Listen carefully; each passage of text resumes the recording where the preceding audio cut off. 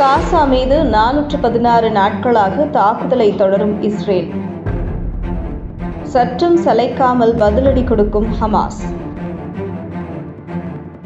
416வது நாட்களாக வடக்கு மற்றும் மத்திய காசாவில் இஸ்ரேல் ஆக்கிரமிப்பு படைகள் தொடர்ந்து நடத்தி வரும் தாக்குதலுக்கு பாலஸ்தீன போராட்ட குழுவான ஹமாஸ் பதிலடி கொடுத்து வருகிறது.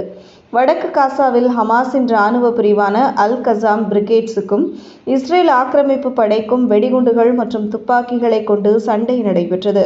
இதில் ஏராளமான ஆக்கிரமிப்பு வீரர்கள் காயமடைந்தனர். பெய்ட் லாகியாவின் பகுதியில் இஸ்ரேல் டாங்கியை கையெறி குண்டுகளை வீசி ஹமாஸ் படை சிதறடித்தது. மேற்கு காசாவில் உள்ள அல் தவ்வாம் இருந்த இஸ்ரேலிய ஆக்கிரமிப்பு படை மீது நடத்தப்பட்ட தாக்குதலில் பலர் காயமடைந்தனர்.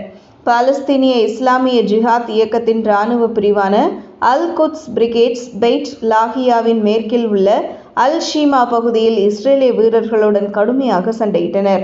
இதில் மெர்காவா டாங்கி சிதறடிக்கப்பட்டதை அடுத்து இஸ்ரேல் ஆக்கிரமிப்பு படை பின்வாங்கியது. 416 நாட்களாக இஸ்ரேல் ஆக்கிரமிப்பு படையின் கட்டுப்பாடு தளங்கள், கனரக வாகனங்கள், ட்ரோன்கள், டாங்கிகள் மீது அல் குத்ஸ் பிரிகேட்ஸ் மற்றும் அல் கசாம் போராளிகள் குழு கூட்டு தாக்குதலை நடத்தி வருகிறது. இது காசாவிற்கு பெரும் பின்னடைவாக அமைந்துள்ளது.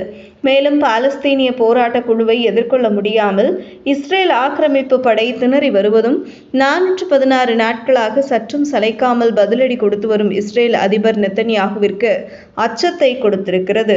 இந்த வீடியோவை உங்களுக்கு வழங்கியது www.aliaonlinestore.com. இந்த இணையதளத்தில் நீங்கள் ட்ரை ஃப்ரூட்ஸ், நட்ஸ், அதே மாதிரி குழந்தைகளுக்கு தேவையான டாய்ஸ் உள்ளிட்ட பல பொருட்களை நீங்கள் வாங்கிக்கலாம். ஒரு தடவை இந்த இணையதளத்தை விசிட் பண்ணி பாருங்கள்.